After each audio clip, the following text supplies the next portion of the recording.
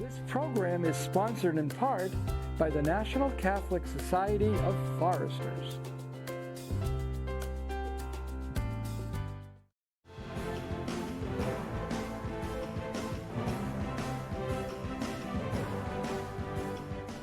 Hello again, and welcome to Looking at Social Justice. I'm Jim Grant, and each week I have the joy of introducing you to someone I know either very well or at least a little professionally. And today we have a person that I have met through the Fresno-Madera Continuum of Care, Jody Ketcheside. A couple years ago, I went to one or two of those FMCOC meetings, but then we also connected over another project, which is about restorative justice. We're going to be doing a program with Jody about that aspect of her life in another program. Today, what we'd like to do is have her introduce you to the Fresno-Madera Continuum of Care, where she is a major player each month at those meetings where about 30 agencies talk about and work on addressing the homeless issue here in Fresno. She's going to tell us about Turning Point, where she is the Deputy Regional Director for that wonderful ministry here in the Central Valley. And then finally, she's going to tell us a lot about a special project, the Welcome Center, which is a project of the Turning Point, which she directs. So Jody, it's great to have you for this special program, but let's begin with about yourself. Tell us something about yourself, your family, your work, why it is that you are committed so passionately to social justice here in the Valley. So we could go all the way back to when I was 7, and I was attending a private Catholic school in Ventura County. And I had I think it must have been my 3rd grade teacher. She was a nun, and she told the whole class that you had to be nice to everybody, because no matter what their situation was in life, no matter what their condition was, if they were dirty, if they were clean, whatever, and because they could be Jesus.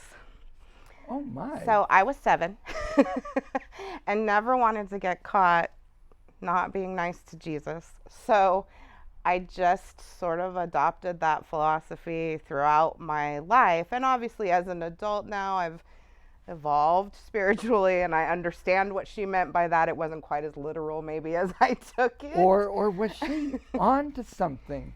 That's really amazing that you would go back to something from a sister back when you were 7, but that stayed with you. It stuck with me. I think she's right. And maybe that's why you're doing what you're doing. It is because why. So she's right. Yeah, it is why. It was, that it Wow. instilled that in me, that everybody deserves to be treated the same, that everybody is worthy of our attention and our kindness. And so I just didn't approach people with fear. I didn't, approach people. I never felt like I was better than anybody, and that's how I got started in doing social work in general. So where did that understanding, this passion, this insight that it could be Jesus, where did it lead you professionally? So in work, where did that lead you? So I pursued a degree in criminology with an emphasis in victimology. The program was relatively new at Fresno State. Nice. So that's what my bachelor's is in. And my last year of school, I started working in a group home for juvenile offenders. And I did that for 8 years, and then a job opportunity came up to oversee the operations of a homeless shelter, so the Sanctuary Youth Shelter. Wow. For runaway and homeless youth. And from there, I kind of got, I got acquainted with what was happening in our community around homelessness, and not just as it pertained to youth, but as it pertained to everybody. And so I was at the Sanctuary and Youth Services for about 5 years, and then a position opened up with Turning Point to be able to work with adults and families who were experiencing homelessness overseeing their permanent supportive housing program. So that's where I am now. Tell us a little then about Turning Point. What does it do? Who's there with you? What happens because of Turning Point? So Turning Point has been around over 40 years, and we have a little over 40 different programs that provide services as far south as Bakersfield and as far north as Ukiah. And Oh my. yeah, so we have correctional programs, so reentry programs for folks exiting the prison system. We have mental health services programs. We have housing programs for people experiencing homelessness. We have a array of different programs in different communities. So what would you be doing as a deputy regional director for that whole region? So my region Wow. is I oversee all of our housing programs for the homeless, and that consists of 3 permanent supportive housing programs in Tulare County, with 1 being in Porterville, and then there are 6 different programs in Fresno County and 1 in Madera County. You know, this show is called Looking at Social Justice, and we try to get someone who does something in social justice, but you're like all over the map. It's like you've got everything sort of covered. You got juvenile stuff, you've got homelessness, then there's all this breadth of area that you are ministering to. I got to say, I had no idea of the breadth of what it is that is your ministry. It's wonderful. I really wanted to understand all our community and everyone who's experiencing homelessness and the why and the and so this is where I ended up. So now tell us a little bit about Fresno-Madera Continuum of Care. I'll say that because we did get those who were listening perhaps already or watching our program with Gregorio Barbosa. Recently we did a program with Greg, who represents the Bishop's Homeless Advocacy Committee at the FMCOC, gave us a little bit about what goes on at the FMCOC, but you are majorly involved with that project. Tell us some more about the great things that the Fresno-Madera Continuum of Care does that people probably are not aware of. So the Fresno-Madera Continuum of Care it's a member organization. It's made up of about 30 different agencies that do, and it's agencies and individuals that all have a vested interest in serving our community experiencing homelessness.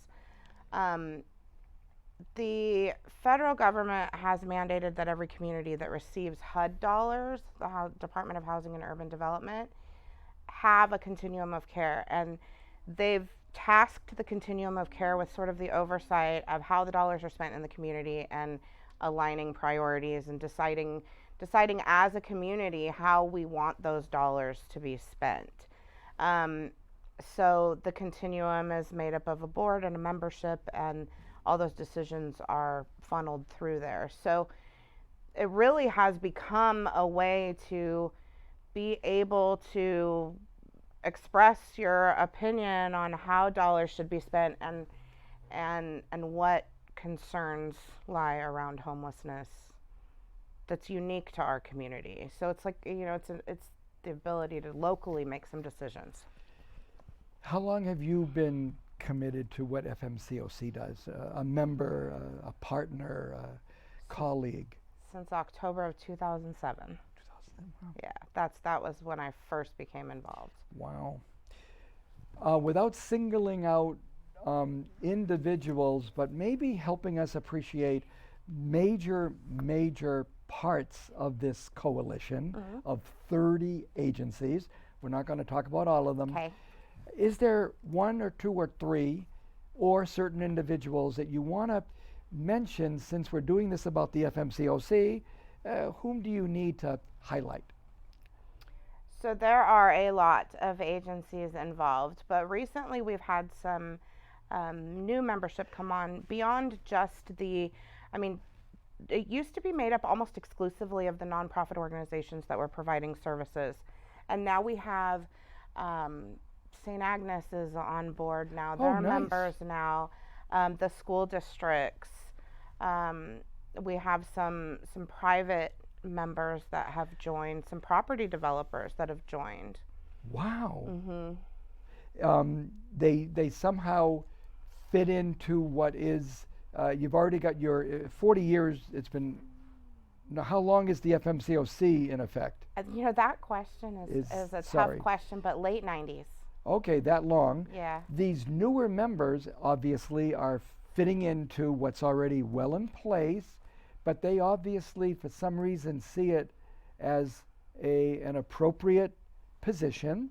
Mm-hmm. And I guess the group says, we'd like you to join us. So the hospital, St. Agnes, is there. Yes, there's been Wow. some recent legislation that they cannot discharge people into homelessness anymore from the Aha. hospitals. Wow. Mhm. So they are implicated anyways. Yeah, By- so they have to be Wow. they have to be looking for resources and places for people to go, so they're not just discharging from the hospital to the streets unsafely. What if someone comes to the hospital homeless? Like, they will. Yes. So it's then on the hospital. Mhm. What does the hospital do?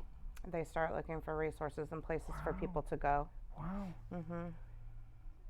There's some details to the legislation that I'm not 100% familiar with, but Wow. yeah, that's generally what the rule is. That is a revelation to me. It's kind of interesting to hear that and to say, wow, I wonder how many of our viewers and listeners right now are amazed at the fact that it's a group that is solidly meeting for all these years, still aggregating new membership, Yeah.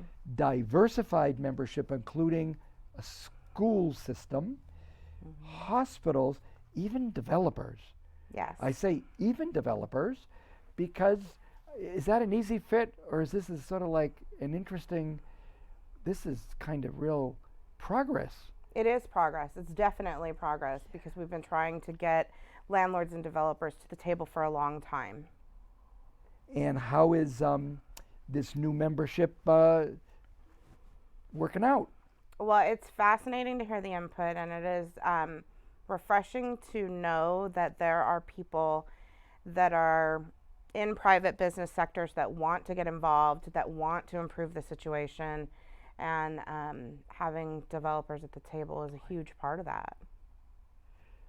When we say at the table, that means that there's this very urgent, important monthly meeting, but then that's the tip of the iceberg, because I know that I could never sustain more than, well, even the monthly meeting was getting to be too much. So that's why Gregorio Barbosa represents the diocese in a very efficient way, because he does report back. He does keep me abreast of what's going on. We kind of like are very, very gratified at his presence. Yeah, he has a lot of really awesome. great questions that he asks at the meetings, and he has a lot of really good ideas.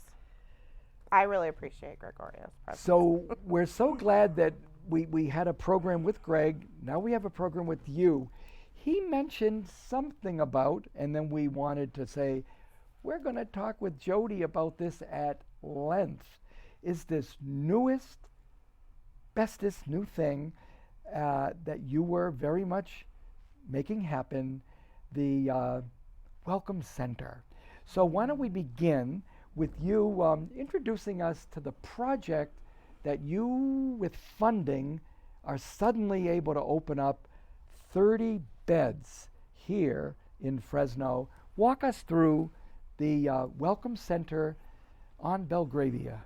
So the Welcome Center is really exciting for us because it's a new approach to addressing people who are experiencing street homelessness, And the project model is, when we talk about triage, a lot of people think of hospitals, and it's similar in the sense that when folks come in, we immediately look at assessing what they perceive their needs to be. Everyone who comes in the door at the Welcome Center is part of their plan. In the past, we used to address things in social services by telling people what they needed, right? Yeah.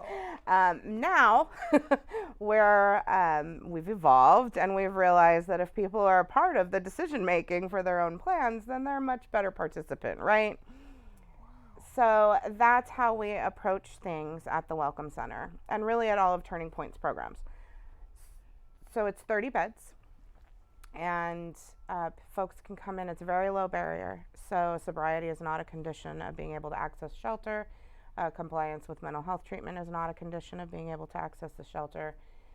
They can come in with their dogs, 1 dog per person. They can come in with their partners, and we also have the ability to store their possessions up to a certain amount. So everyone can do 3 30-gallon trash bags of their stuff, and we have the space to store that much. And all of our services are kind of housing focused. So we look at safe exits as well as exits to some sort of permanent housing.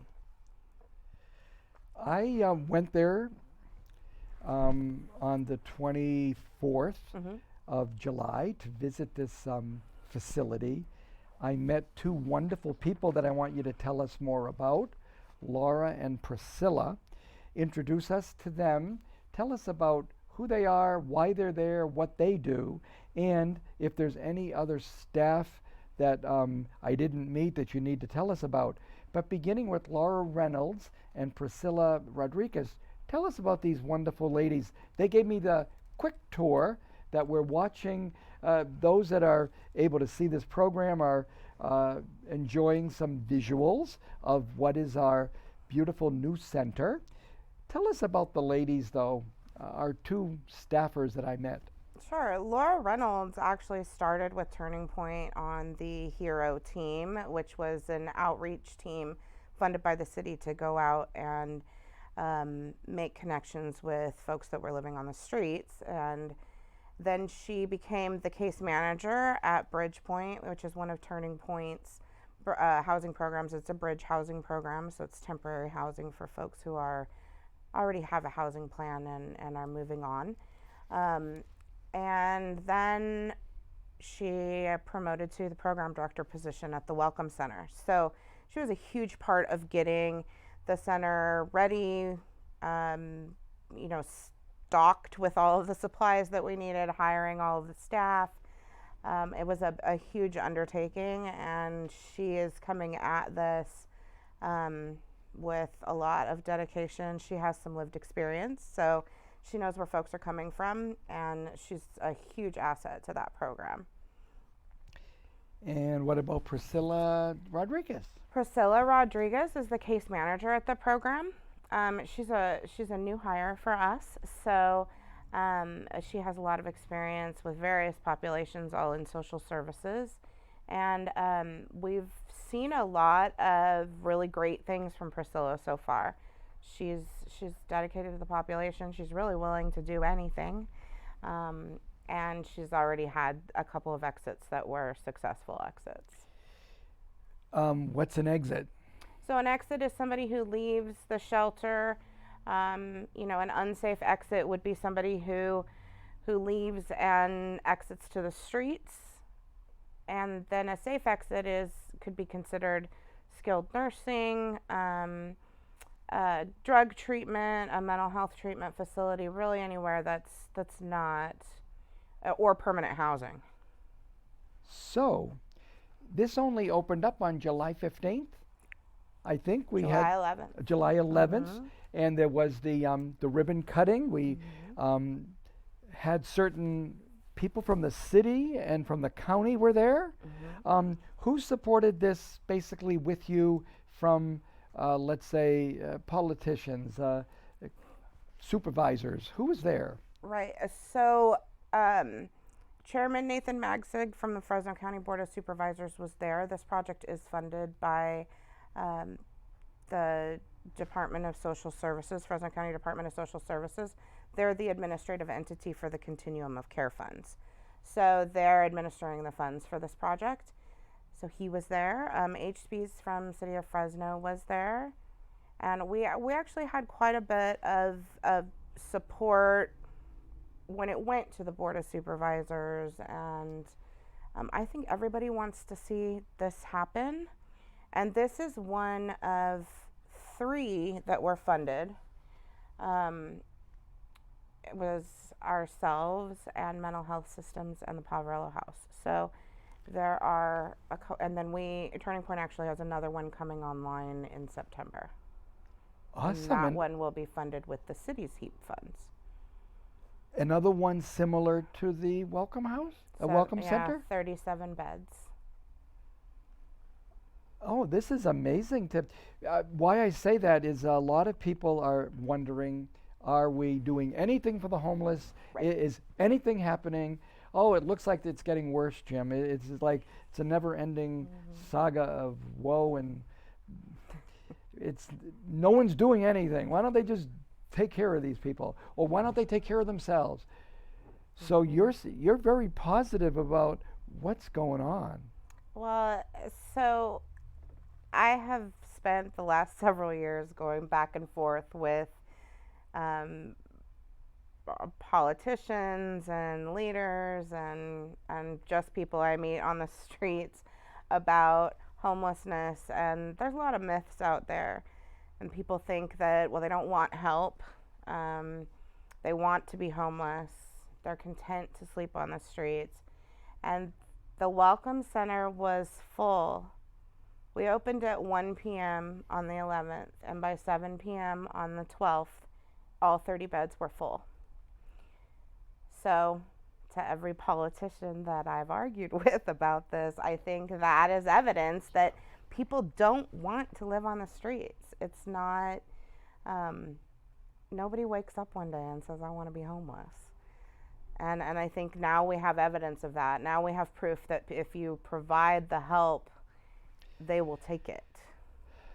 And If the you mental build health it, they systems will project come. is full too. Yeah, if you build it, they will come.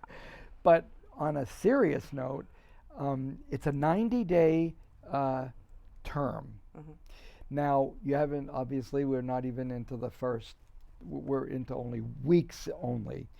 When the 90 days are up, there'll be obviously by that point, a complete turnover. Mm-hmm. And I did find out, unless I'm wrong, from Laura and Priscilla, it's like first come, first served.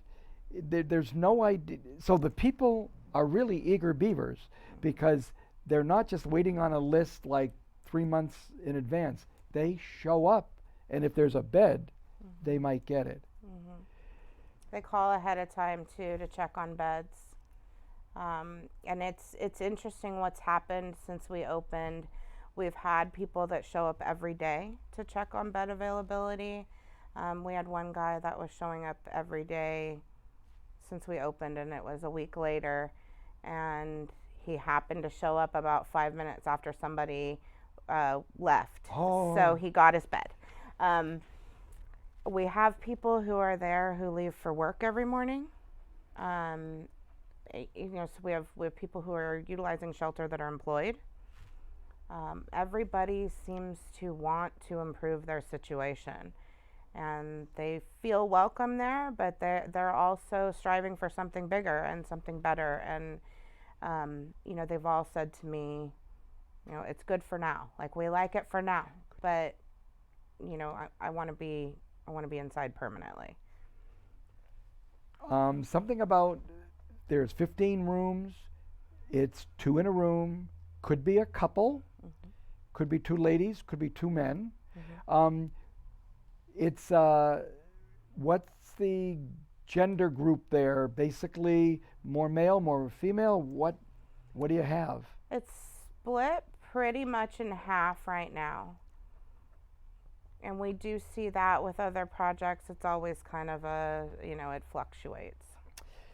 So this idea of obviously stating right off the top, there are people that are going to get up in the morning, shower. I saw the showers. They've got meals 3 times a day. Yes. Who cooks? I did ask. They've got a cook evidently. We have a full-time cook, and she cooked for a long time in one of Turning Point's substance use treatment programs, and she's fantastic.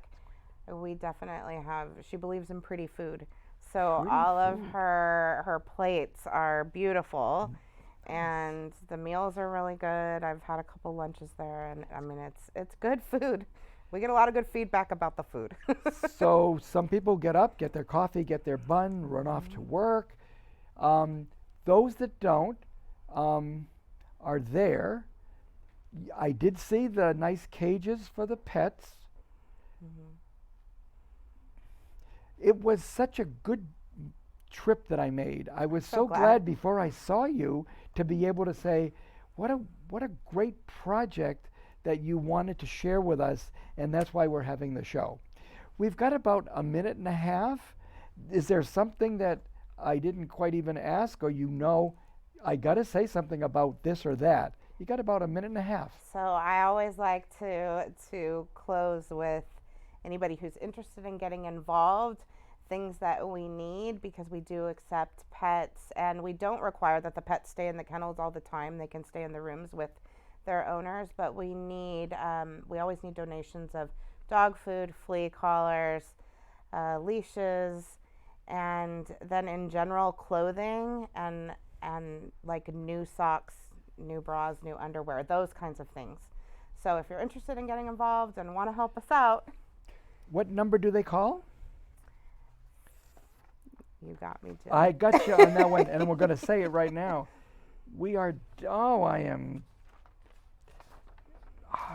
I don't know what, why don't we go with, I don't know the number. Can I pull it up? Make up a number. I don't want to make it up. It's 559-334-6432, extension 5232. And That's our intake office, and you'll get an answer there.